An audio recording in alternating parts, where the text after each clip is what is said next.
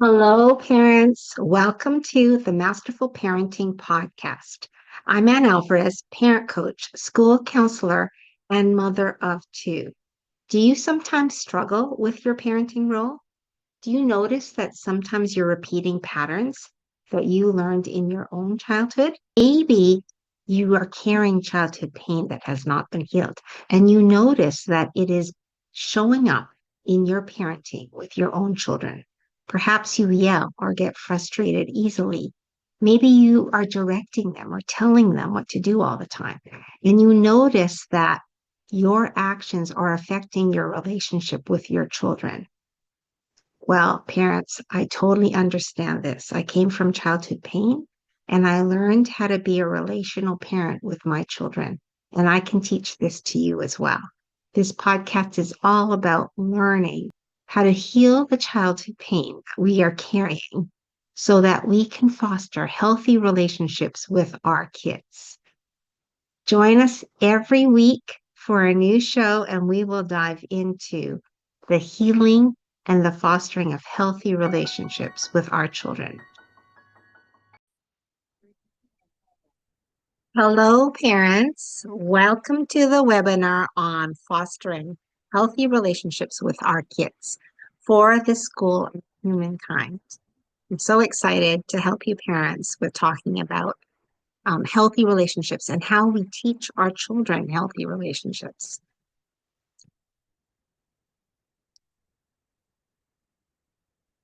Okay, so the next, sorry, oh, I had this ready. Okay,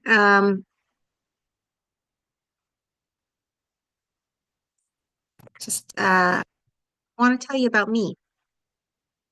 I am Anne Alvarez. I'm a parent coach, a school counselor, a teacher, and the mother of two boys, ages 14 and soon to be 25. And my passion is to help parents break the cycle of their childhoods and learn how to be relational parents. So, why don't we know what is healthy? A lot of times we don't know because we did not experience healthy relationships in our childhoods. Maybe there was yelling or shouting or talking badly about us.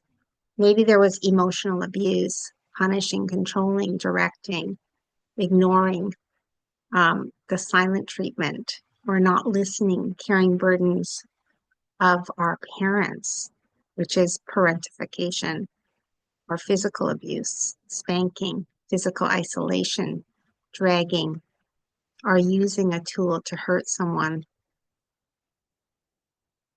So it's a matter of learning that those things that we learned, that we experienced in our childhoods, were actually not healthy, and that we can do things differently with our own children. So relearning what is healthy. So we have to build awareness of when we are being unhealthy. And we have to understand what is healthy and what isn't. So first of all, awareness is the key to changing the patterns in our childhood. And we need to ask ourselves, how did it make me feel when my mom and dad yelled at me, or when my dad ignored me, um, or no one came to see me when I was crying and upset, or when my parents talked badly about me to other people or compared me to other people. How did that experience affect me? How did I feel in that time as a child? And how do I want my children to feel? What do I want them to experience? And we can give our kids what was missing in our childhood and keep the things that were good. So maybe some things that your parents did, maybe traditions, or uh, maybe your parents were very loving to you, but had very high expectations. We can keep what was good and what felt good in our childhoods and continue those with our kids, but replace or change the behavior that was unhealthy. So what is healthy? How do we know it's healthy? Okay, so I always say there are three components to every relationship for a relationship to be healthy. You need to have all three components. Even if one is missing, then chances are that the relationship is not healthy. And so the first one is to be seen. We cannot ignore people. I know before we were taught, maybe when we had kids, that just ignore the bad behavior, or if they're crying, just ignore them. But actually, now we know that when we ignore and do not meet the needs of our children, that it actually brings insecurity to them and could make behavior worse. So to feel seen is to be acknowledged for your presence in the family. Hello, honey, how are you? How was your day at school, right? We greet our child. We make them feel like they're a valuable part of the family. And we don't ignore, because ignoring is actually unhealthy. And to feel heard. Feel heard means everybody can say their opinion. Everyone is safe enough to express their true feelings about anything. And when they feel safe, that means that no one is going to criticize them. No one's going to tell them to shut up. You know, you want to hear what your child is saying and what your child is experiencing. And then to feel supported. To feel supported is if you want to do something, if you want to, if your child wants to join a sport, or if your child wants to learn a language, that you support them in what they do. If you say it's a bad idea or that's dumb, that's not being supportive. That's actually unhealthy. But when our children have an interest or a desire, we try to support them in whatever it is, their passion that they want to develop. Okay, so those are the three components: to feel seen, to feel heard, and to feel supported. And every relationship needs it, whether it's a marriage, a friendship, a parent-child relationship, uh, even at work. This is what we need for healthy relationships. Okay, so how do we create safety at home? We have to ask ourselves, what does my child need? Because our job as parents is to give our children what they need emotionally, right? It's not material stuff. Material things are not what they need, except for like shelter, food, that sort of thing, clothing, but not the extras, you know? What they actually need emotionally, we need to ask ourselves. We need to ask, how am I feeling about these things?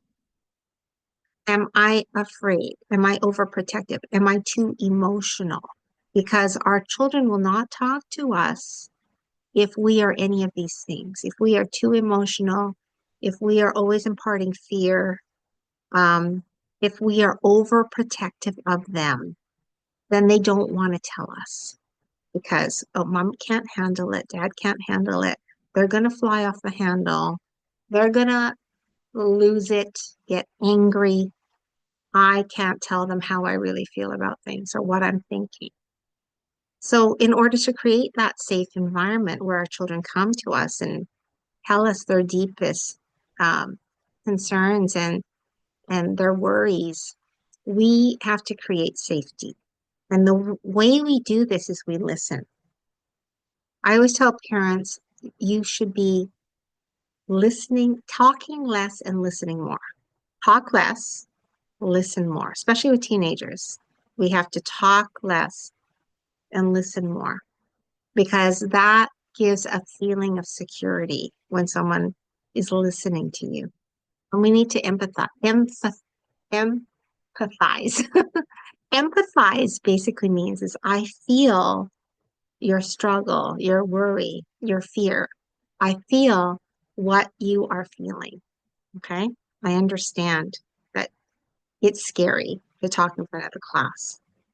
I understand that the field trip scares you because you've never gone snowboarding before, something like that, right? So we're empathizing as we are validating their feelings.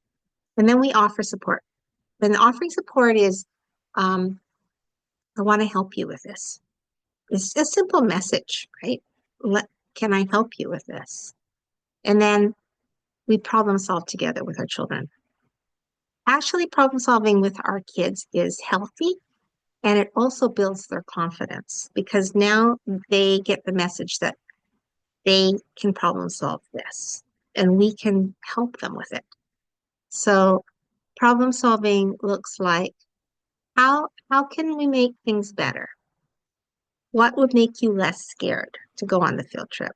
Um, what would help you to talk in front of the class? Do you want to practice with me your speech before you say it in front of the class?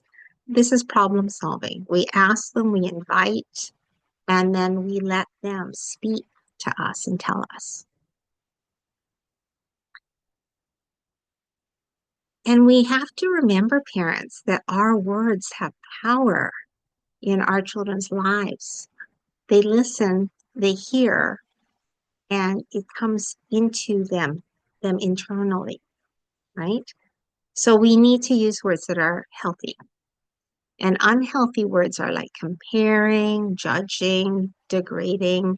How come you don't know this? You're this age already, you know, um, that's degrading. Anything that makes our children feel bad is unhealthy. And we need to learn to use healthy words. I want to help you. I want to support you. I want to care for you. I need to listen. I want to hear what you have to say. I'm interested. Tell me more. I'm proud of you. I know you're capable.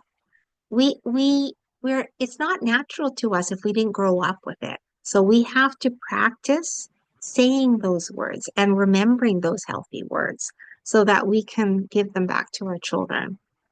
We didn't get it maybe as children, but we can learn the healthy words and then we can give that to our kids. And healthy words feel good. So we got to really be thinking about our words, what we're saying to our children. And how do we know that our children feel safe? We ask them, do you feel comfortable sharing that with me? Do you want to talk about it? We observe them.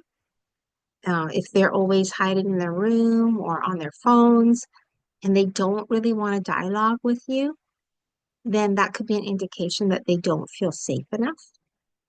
And then we have to listen to the words they're saying because if our kids feel safe, they will tell us the truth. They will say, Mom, you're always so scared whenever I tell you. I didn't want to tell you, you know? Um, they will they will talk to us if we listen. We don't interrupt them and we don't judge. Okay, that's creating safety. All right, blaming. I want to talk about blaming versus problem solving. Blaming is unhealthy. You know? So you didn't do the dishes, you know? Um, it's all your fault that we don't have any clean dishes, or um, you broke the vacuum cleaner, right? This is blaming. Maybe they did break it, but we don't need to blame. Instead, what's healthy is problem solving. Okay, so now we don't have a vacuum cleaner because you broke it. What can we do? How can we fix this problem? Or um, you lost your allowance money at school. That happens sometimes. What can you do next time so you don't lose it? What will keep your money safe? This is problem solving, parents. When we do this with our kids, they learn how to solve their problems and they're not looking to be rescued. So we invite problem solving instead of blaming, and we teach them that problem solving is healthy and blaming is unhealthy. Teenagers like to blame. So we got to teach our teenagers that it's not blaming. How is blaming helping? How does blaming help our situation? because it doesn't make me feel good. Is there a way we can not blame and maybe move towards problem solving? Right? This is what you can say to your teenager if they're blaming you. Okay, and then we have to be humble in our parenting role. I know it's like a totally different way of thinking. Like my parents were not humble. They always thought they were right. Us kids didn't know anything, and we were always wrong. But in a healthy relationship, we are humble. Nobody is above anybody else. We're all equal. We're all striving to help each other. That's a healthy home life, right? When everybody is trying to help each other, everybody in the family. And there isn't this competition or this hierarchy of someone has more power than the other. Our children should not be feeling that they have no power. Because when you feel like you have no power, then you become a victim in your life. And victimhood is unhealthy. Okay. So we reconciliation means I'm sorry. I mean, I've apologized to my kids lots of times. I'm not perfect. I make mistakes. I think last week I apologized to my youngest. I made a mistake. My intention was good, but my the way I executed was wrong, and I admitted it. And I knew I needed to reconcile it with him. So we had a conversation, and I apologized. But I did explain my side. I did explain because I wanted him to understand. But I also took responsibility for my part, which was what I did wrong. So we have to reconcile. Healthy relationships involve unconditional love, forgiveness. You can make a mistake and I'll still love you. And an attitude that mistakes are lessons, not that they're going to be thrown in your face every day. Remember, you did this, you got in trouble in the office. Are you going to do that again? Like, that is unhealthy. If somebody cannot move past their mistakes and they're brought up again and again, that is unhealthy for our children.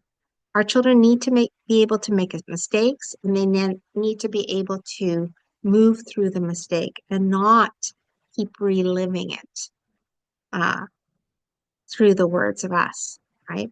Their parents. And that, I mean, our kids need to know that apologizing is healthy. Apologizing is good. Apologizing helps relationships. So when we make a mistake, we need to apologize, right? And reconcile and repair the relationship. Try to do better next time. Next time I will not hit my brother. I will try to, if I'm angry, leave the room or do something else, right? This is a problem solving and teaching them about healthy relationships. Okay, and in order to learn or to know, to understand fully healthy relationships, you have to have a healthy relationship with yourself. Like it starts with you. I always say we have to parent from the inside out.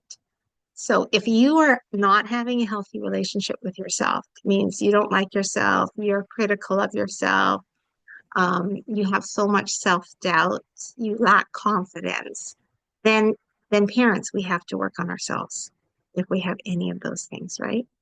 We need to give ourselves love and compassion in order to be the best parents that we can be.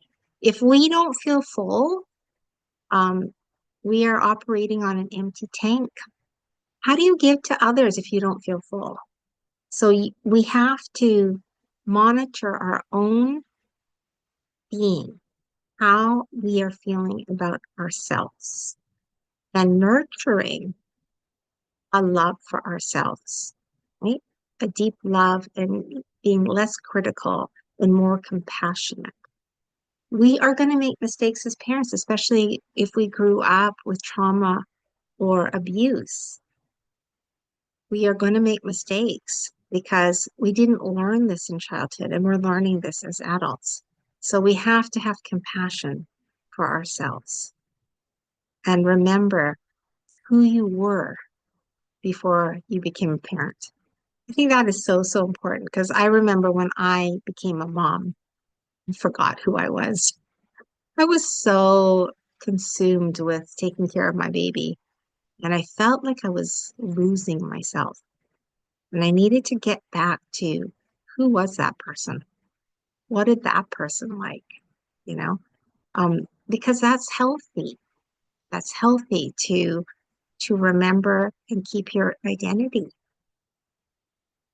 So remember the passions that you had before you became a parent and foster those. I'm telling you, a passionate parent, a parent who's living in their passion and their purpose, feels good about themselves, feels good about their life, you're going to be a great parent. You have so much more to give to your kids when you are comfortable with yourself and comfortable with your life, excited, you still have big dreams and you still want to move forward and plan for your future. That is healthy. Allow yourself to make mistakes, be forgiving of yourself, but also be forgiving of your kids. And you gotta find joy every day because joy is going to fuel you.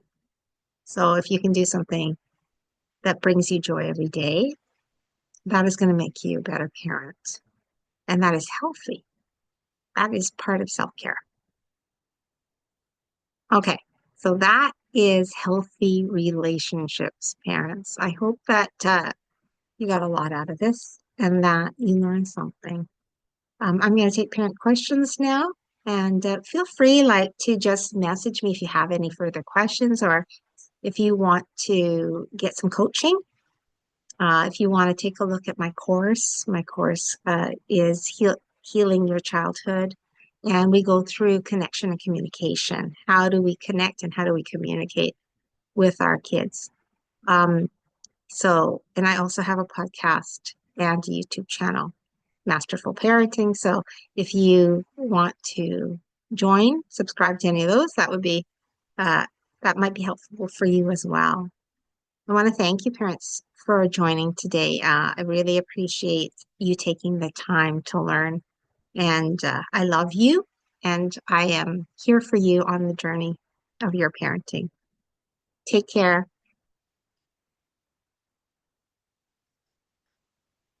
Oh,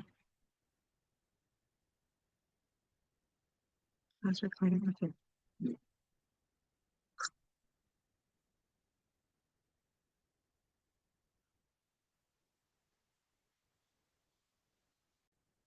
Thank you, parents, for joining the show today. I hope it was valuable and that you have some useful tools to use with your children. If this show blessed you or changed you in any way, I would appreciate a review on my podcast, or subscribe to my YouTube channel, or perhaps you could even recommend our Masterful Parenting to your family and friends. Thank you so much, parents.